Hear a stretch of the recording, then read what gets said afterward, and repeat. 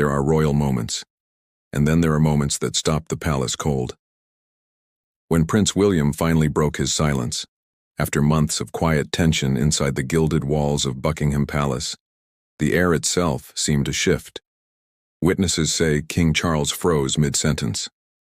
Camilla's face turned pale, and what followed next left the entire royal household whispering in disbelief.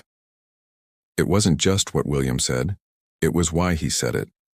A truth long buried, a message that could reshape how the world sees Britain's most guarded family.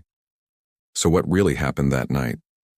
And why did King Charles's reaction bring Camilla to tears? Stay with me, because once you hear this story, you'll never look at the royal family the same way again. Before we dive in, if you love uncovering the real human stories behind the palace walls, make sure to hit like and subscribe. It's the best way to join our growing community of royal truth seekers who crave honesty, heart, and history. And if something in this story moves you, drop a comment below. We read every single one.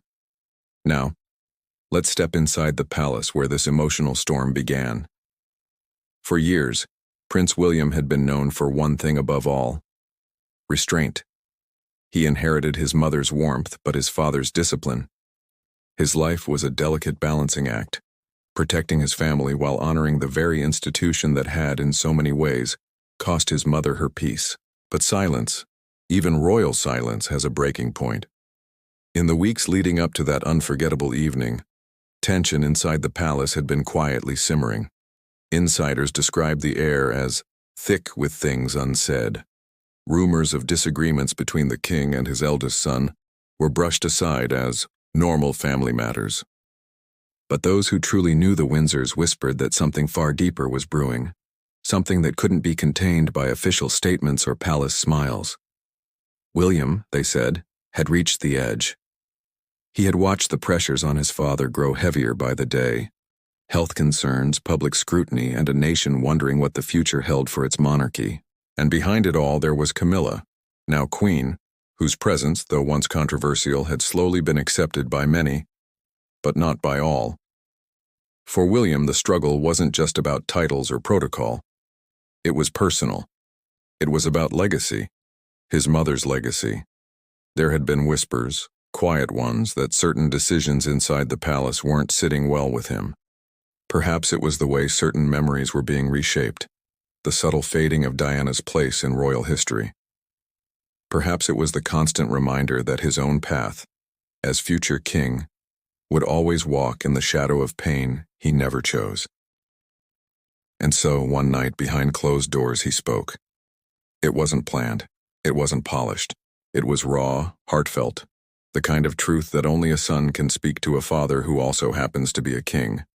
Those who were there described it as tense but deeply human. He mentioned his mother. A long silence filled the room when he did. King Charles, one man of measured calm, looked down at his hands. For a moment, it wasn't a monarch in the air. It was just father and son, connected by grief and memory. William spoke of how the world still saw his mother not as a figure of controversy, but as a woman who gave her heart. He reminded his father that compassion, not image, had made Diana beloved, and that maybe, just maybe, the monarchy had lost touch with that part of itself. Those words, witnesses later said, seemed to hang in the air like thunder before the storm. William wasn't attacking. He was pleading. He wasn't rebelling. He was remembering. And yet, the truth in his voice struck chords that no royal protocol could silence. Charles didn't interrupt. He listened, perhaps knowing this was a conversation long overdue. His face was unreadable, but something behind his eyes softened, then hardened again, as if two parts of him were at war. Camilla sat quietly, her expression tight. She had been through decades of scrutiny and scandal, but this was different. It wasn't the press. It wasn't public judgment. It was Diana's son, standing before her, heart bare, speaking truths that no headline could twist. When William finished, the silence was deafening. Even the faint ticking of the ornate palace clock seemed too loud. He looked at his father, waiting, not for approval, not even for understanding, but for acknowledgement. And that's when it happened. King Charles slowly stood. His hands trembled slightly. He didn't shout, didn't scold, but the words he spoke next would echo through the palace for days to come. They were heavy, conflicted, and deeply revealing, The kind of words that peel away the crown and show the man beneath it. And Camilla, she wasn't ready for them. That moment, that turning point, would soon ripple through every corner of royal life, testing loyalties, reopening wounds, and setting the stage for a reaction so emotional, so unexpected, it would leave even palace insiders speechless. Because when a king finally answers his son's truth, the walls of silence don't just crack. They fall. For a long moment, neither of them spoke. King Charles's face was pale, his eyes locked on William as if searching for something familiar. Perhaps the little boy who used to run into his arms at Highgrove, or the teenager who once stood beside his mother's coffin, silent and unbreakable. But that boy had become a man, a father, a future king. When Charles finally spoke, his voice was calm, almost too calm. "You think I don't know what she meant to you?" he said softly. "What she meant to the world?" William's eyes didn't waver. "It's not about what she meant, Father. It's about what she still means, and what we choose to remember." There was the quiet challenge, the kind that isn't meant to wound but to wake. Charles exhaled slowly, his shoulders heavy beneath the weight of a crown that had never sat easily. "You think it's easy," he asked, "to carry a legacy that everyone judges every day in every headline?" William's expression softened, but his words carried the same steel. "No, I don't think it's easy. But I think it's harder to lose touch with why any of this matters in the first place." There it was, the truth between them. The monarchy wasn't just built on titles, duties, and ancient rules. It was built on hearts, human ones. And somewhere along the way, those hearts had been buried under ceremony and silence. For a few moments, the two men simply stood there, the weight of decades between them. Then Charles turned toward the window, where the London skyline shimmered under the night lights. "Your mother was complicated," he said finally. William's jaw tightened. "She was human." Charles paused. That word lingered in the air, simple but devastating. "Human," he repeated quietly. "Perhaps that's what I failed to be."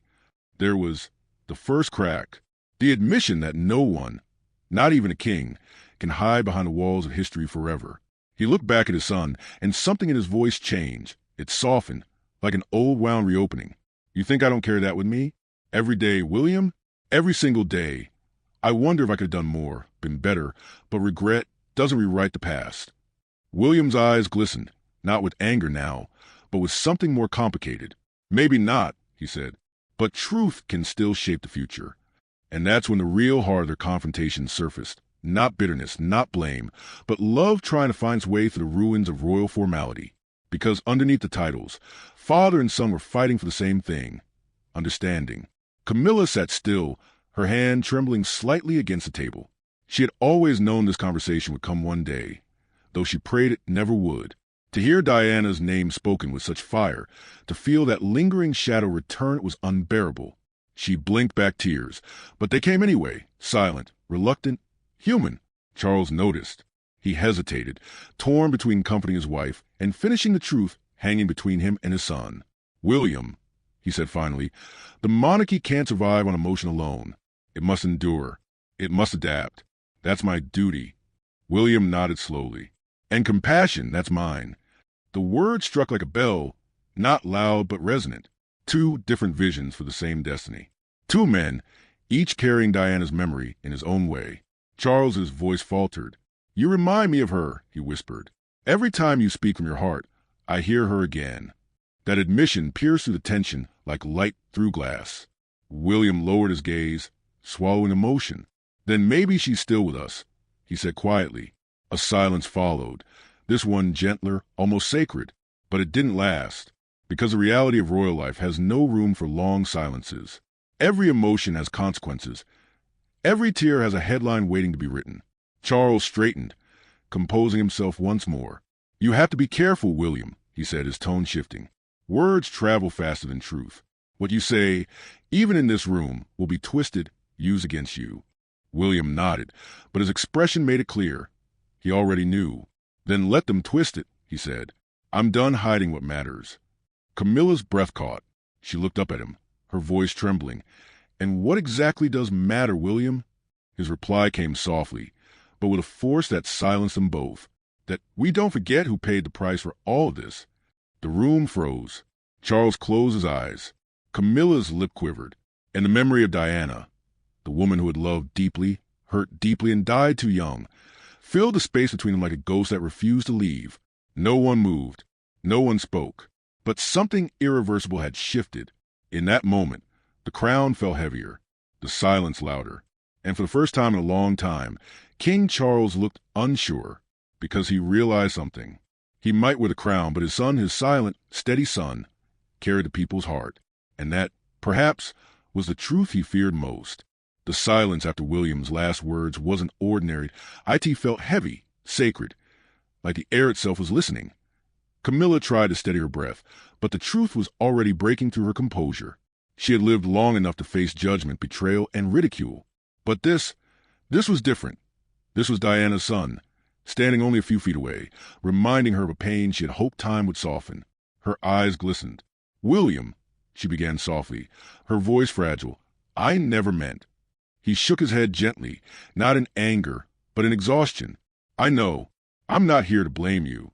Those words should have been comforting, but they weren't. Because forgiveness, even when spoken, doesn't erase the shadows that linger. Charles watched them both, his wife and his son, realizing the irony of it all. The family that had endured wars of image and silence now stood in one room, raw and unguarded, facing the ghosts of the past they all helped create. Camilla tried again. "I've always tried to support this family, to make peace where I could. I know people think I took something from you, but you must believe me. I never wanted to take her place." William looked at her, and for a moment, he saw not the public figure, but a woman, older, weary, carrying years of quiet guilt. "I believe you," he said quietly, "but some places can't be taken. They're permanent." Camilla's lips trembled. "You mean your mother's?" William nodded slowly. "Yes, her place and her pain." There was no cruelty in his tone, just truth, and that truth cut deeper than any insult could. Charles stepped forward then, trying to mend what couldn't be mended. "Enough," he said softly. "This isn't about the past. It's about where we go from here." But the words didn't land, because to move forward, one must first look back. And tonight, none of them could escape the reflection staring back from memory. Camilla pressed a hand to her face, trying to stop the tears. But the dam had already broken. "Do you think I don't feel it?" she whispered. "Every time her name is mentioned, every time people look at me as if I stole something sacred, I live with that." Her voice cracked, and that crack was real, not the polished restraint of a queen, but the trembling honesty of a woman who had carried the weight of public forgiveness for decades. William didn't respond immediately. He simply nodded once, eyes glistening. "I know," he said, "but the world doesn't see you cry. Camilla, they see you smile. And sometimes that's what hurts the most."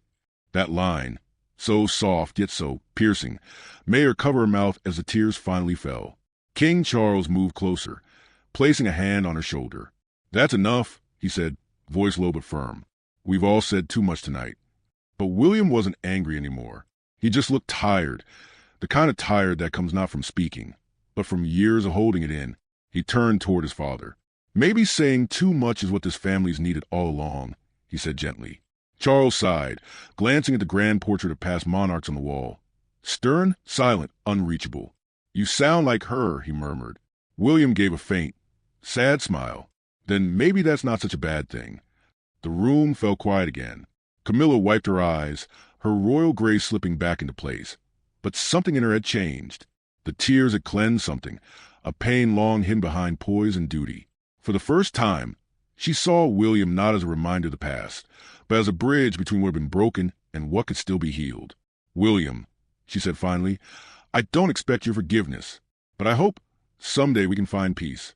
All of us." He nodded. "So do I." And that was it. No grand reconciliation. No dramatic embrace. Just quiet understanding, fragile but real.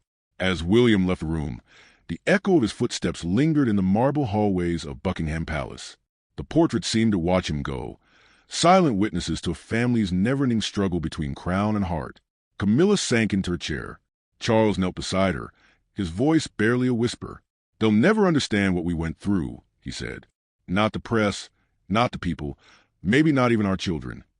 Camilla looked up, her eyes red but clear. "Maybe they don't have to," she said softly. "Maybe it's enough that we finally do." That moment, intimate, broken, human, would never reach the public eye in full, but whispers of it would escape. Palace aides would speak of a private conversation, emotions running high, a queen's tears. And while the world would speculate, none of them would truly know what had been said that night, or how it had changed everything, because from that moment onward, the royal silence was gone, and with it, the illusion that emotion had no place behind palace walls. That night, a queen cried, a king doubted, and an heir, for once, spoke like a son. The palace looked the same the next morning. Polished floors, blooming gardens, the hum of tradition steady as ever. But inside, something had changed. The staff sensed it immediately. The usual quiet confidence in King Charles's stride was missing. He moved slower that morning, his expression distant, as though his mind were still trapped in that late-night conversation. William, meanwhile, had already left for Windsor. Catherine was waiting for him, and she knew, the moment he walked through the door, that something heavy had happened. She didn't need him to explain. The look in his eyes told her everything. They sat together in silence for a long time before he finally spoke. "It's done," he said quietly. "I said what I needed to." Catherine reached for his hand. "And how did he take it?" William exhaled slowly. "He listened, but I don't know what it meant to him." She studied him for a moment, her eyes soft but steady. "Sometimes, it's not about what they say back. It's about what they feel after you're gone." He looked at her and smiled faintly. "You always know how to make sense of it." But even Catherine, with all her grace and empathy, could sense this wasn't just another father-son disagreement. This was a shift, subtle, quiet, but irreversible. Back in London, King Charles sat alone in his study. A faint rain tapped against the window, and for the first time in a long time, he didn't pick up his pen to sign papers or read reports. Instead, he sat with a photograph, one he rarely looked at anymore. It was Diana, holding a young William, laughing, a moment untouched by duty or sorrow. He stared at it for a long while before whispering, almost to himself, "You raise a strong one, Diana." Camilla entered softly, a cup of tea in hand. Her eyes were still red from the night before, but her voice was gentle. "He spoke from his heart," she said, just like she did. Charles nodded slowly. "And perhaps that's what this family's been missing." He placed the photo down carefully. "We've built walls for centuries, Camilla. Maybe it's time they start to crack, even if it hurts." Camilla looked at him, surprised. "You mean?" "I mean," he said, "perhaps the next king shouldn't rule as I have. Maybe he should lead as himself." There was something deeply human in his tone, resignation, pride, love, and sorrow all mingled together. The man who had waited a lifetime for crown now understood that his legacy might not be the reign he built, but the son he raised. Over the next few days, subtle changes began to ripple outward. William was seen more often in public, not as a figure of restraint, but as a voice of authenticity. His compassion shone through at hospitals, schools, and memorials, where people said, "He reminds us of Diana." And this time, no one in the palace tried to hide it. Charles watched from a distance, torn between pride and melancholy. For the first time, he began to see his son not just as heir to the throne, but as heir to the heart of the people. Even the media sensed something had shifted. One columnist wrote, "It's as if the monarchy has rediscovered its heartbeat." But behind that rediscovery was pain. A conversation that cracked open years of silence and left tears on royal cheeks. Camilla, too, had changed. She became quieter, more reflective. When she appeared at public events beside the king, her usual confident smile carried a gentler edge, the kind of grace that only comes from being humbled by truth. Insiders said she had reached out privately to William and Catherine, not to apologize, but to build peace. A quiet phone call, a message of understanding, a step toward healing. And William, to everyone's surprise, had responded. A short note, respectful, honest, "Thank you," it said simply, "for understanding what needed to be said." No fanfare, no press release, just a quiet bridge rebuilt in the shadows of history. Weeks later, at a small family gathering, something remarkable happened. Charles, Camilla, William, and Catherine were seen together, sharing a private laugh. The moment lasted only seconds, but those present described it as different. Not staged, not formal, real. It didn't erase the past. It didn't rewrite history. But it proved that even in the world's most scrutinized family, healing could still find a way through cracks in the crown. And perhaps that's what Diana had always wanted. Not revenge, not glory, but peace. A peace where her sons could love their father without losing her memory, where her spirit could live on not in sorrow, but in the compassion she taught them. As the camera lights flashed that day, William caught his father's eye. For a brief second, Charles smiled, a real smile, small and weary, but filled with pride. And maybe that was enough. Because sometimes the most powerful words aren't spoken in public.